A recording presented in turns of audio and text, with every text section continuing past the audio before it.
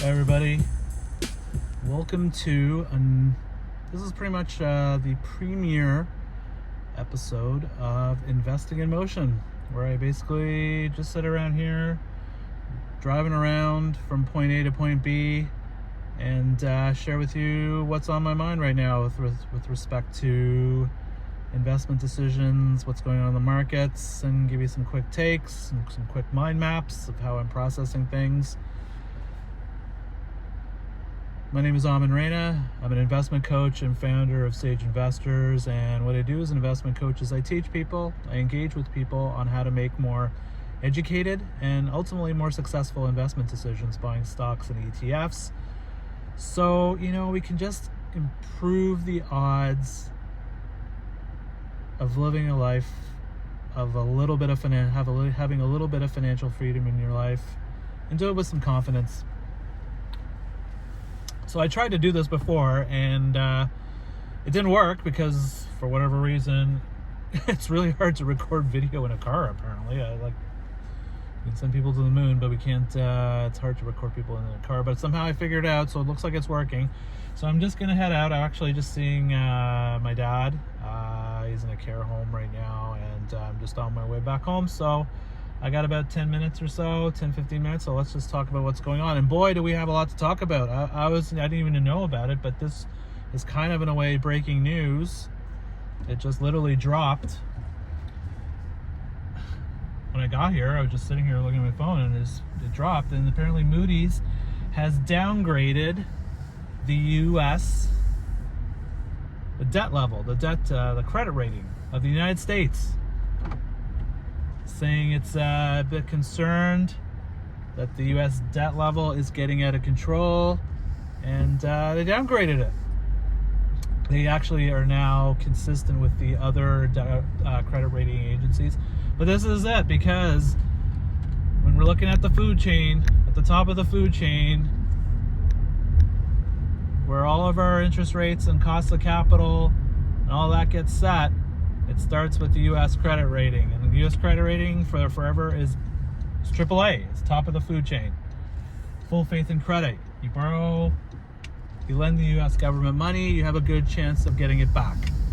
Pretty good chance of getting it back.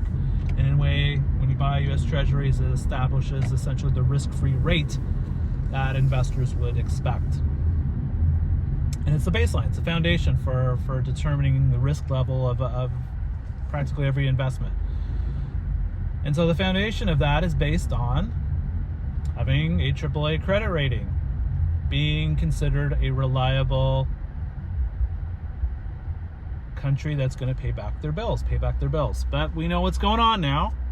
We've got a mad king going on, and a lot of his minions have talked about openly about maybe we don't have to pay the debt.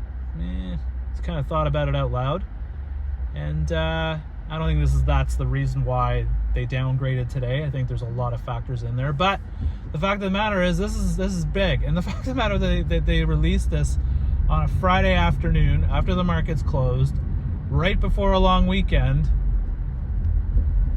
is a little bit dubious in that, like they thought nobody's going to pay attention to this or what.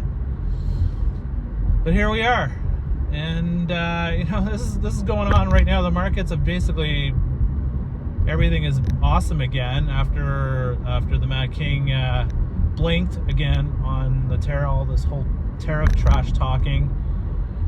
First with Canada and Mexico, then with the rest of the world, and then China.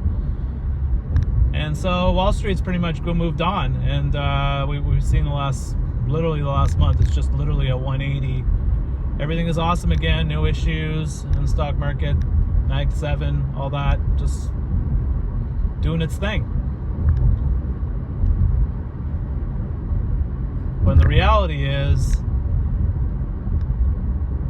the Mad King was counting on these tariffs to act as a little bit of a buffer, so he can introduce his big bill to put some tax cuts, kind of buffer things off. But So instead of getting those nice juicy 60% tariffs, he's going to have to settle for 10% tariffs. Which, by the way, and I hate to break it to my American friends and colleagues, that yeah, that's 10%. That's like, that's a tax. It's not a tariff now. It's basically a consumption tax, which is what we have all around the world. Countries all over the world have instituted various levels of a consumption tax. And so if these tariffs settle around the 10%, which he's basically said he's not going to just eliminate tariffs, he's going to settle in at a 10% because he's got to save face and say he's got to collect something. What he's effectively done is introduced a consumption tax. He's introduced like a GST, a VAT tax, and he's done it without going to Congress to approve it, because for whatever reason, the executive branch has the authority to do these things. So, I hate to break it to you, but you've got a consumption tax, which is inflationary, and puts central banks, specifically the Federal Reserve, in a very difficult position. The Wall Street is just pounding the table to drop interest rates. How do you drop interest rates when you've instituted basically a 10% tax? Literally put an inflation rate of 10%, plus or minus. And now, your debt is getting downgraded.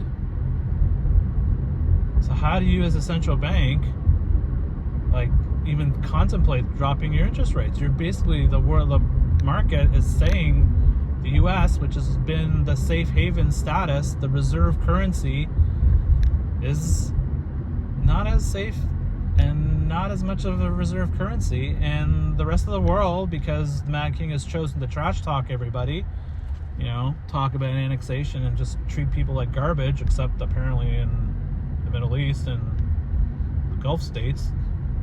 It's kind of into that scene. Everybody's getting tired head with the Mad King 2.0, and everybody's just dialing it out now. And the country's getting more isolated now, and here we are.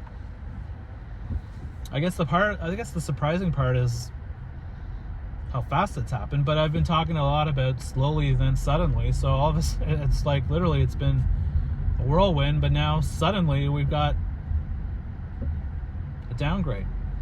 So it's going to be interesting to see how the markets react on Tuesday, because I believe the markets are closed in the US.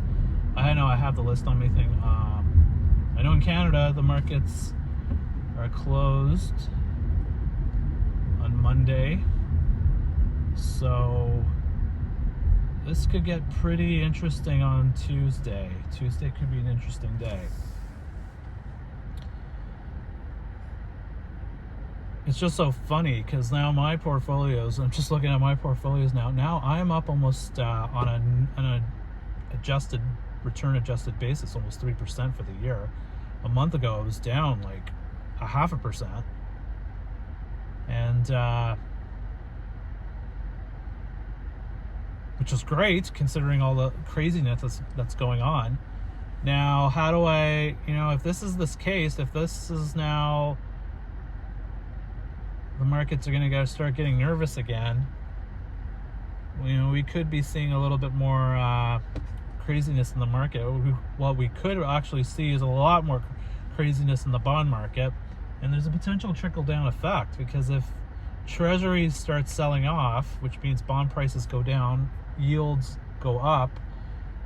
As I said, the U.S. treasuries are sort of the baseline of where rates are set for other countries around the world. So whatever the U.S. charges, whatever yield coupon on a U.S. treasury, other countries will play off of that and often charge a higher yield. So you could potentially see bond markets around the world take a little bit of a hit. It's just that, I don't want to say crash, but it's out there.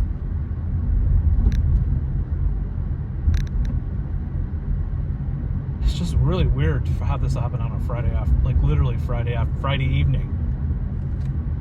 because you can't really trade off of it. Markets are closed, so there's going to be, I don't know if it's Sunday, but maybe Monday. I don't know how this is going to work. Well, the first indication, I think, would be Asia. If Asia starts really pulling back Sunday night, because that's what happened in April with the tariffs. At the end of the day, so, with all this going on, I don't think anything for me personally is changing much in terms of my playbook and my ideology. It's at this point right now, everything is just it's so difficult to make an investment decision right now. It's so difficult to run a company. Again, when you're having these fluctuations literally on a daily, hourly basis, how do you strategically plan your company? How do you make strategic capital investment decisions? And the only way you can do it right now is, it's really hard to own individual stocks. For me, I still have a few, but I haven't really added anything. I've just added to positions maybe on valuation. But at this point, the plan for me is just to stay as broadly diversified across as many asset classes as possible and as geographically diverse as possible. I still own U.S. stocks. Basically, I own it through the S&P 500, only because on average, 40 to 60% of revenues generated by S&P 500 companies come outside the U.S. So it's another backdoor way of getting global exposure, and that's really the only reason I justify owning it right now, because I have a hard time justify owning U.S. stocks. That's why it's very cringe right now.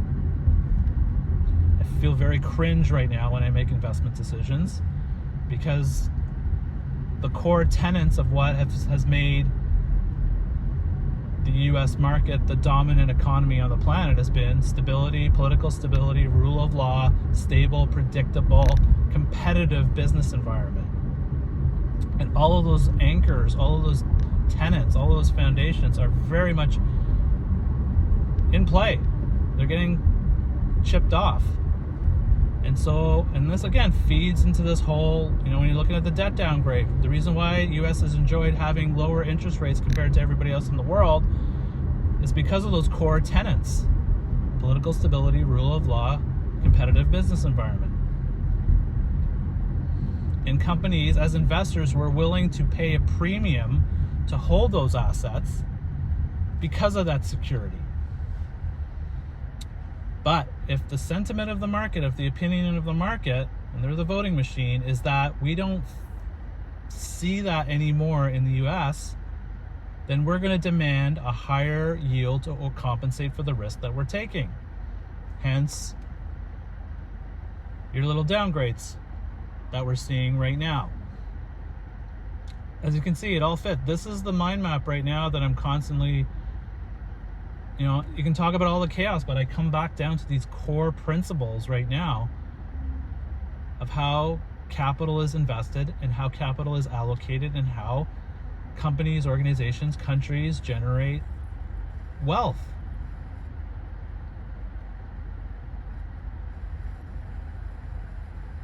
And all of those elements, when I look at the US, are not in play. They're literally taking a gun and shooting themselves in the foot, committing own goal after own goal after own goal. Because you've got literally a mad king. And that's the only way I can describe him, is this is a mad king who is clearly completely clueless, or operates or believes in operating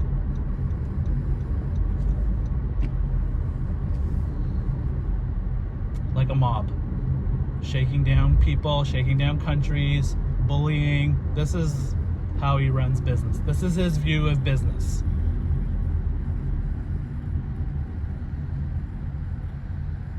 It doesn't help that he's basically got early stage dementia. So his obsessions and how he processes things is based on a life he was living 50 years ago. That's the life he remembers. Long-term memory is very clear. That's the world he is living in and wants to live in. And the rest of us are just here for the ride, I guess. So how do you deal with it? So, at this point, it's just about making sure I'm properly diversified as much as I can over, owning baskets of securities instead of picking winners and losers, because the Mad King can look one way to the direction of any of the stuff you own and can start trash talking it and start taking it down. And you just can't deal with it. As an investor, we just cannot deal with it. And that's why a lot of companies are just shutting up. They're just not saying anything. Like, you're asking, why aren't these companies speaking up? Why aren't these companies pushing back? They are quietly, but nobody's going to say anything publicly because they just don't want to draw the ire of the Eye of Sauron. This is where we are.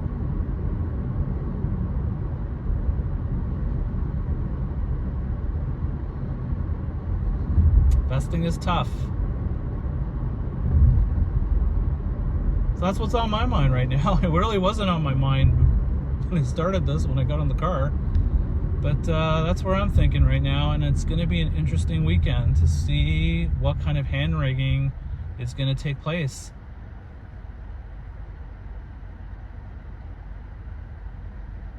Next week could be interesting.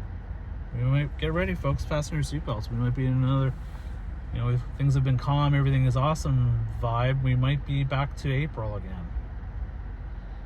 I don't know. I'm just making educated guesses. That's all we can do. I think that's it for today. Thanks for listening in. Thanks for watching in. This has been our first episode. Let's see how many more of these I'm gonna do. I don't know. I guess.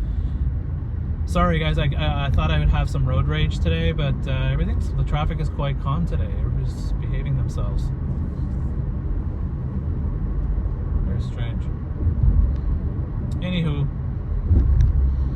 that's all I got for you today.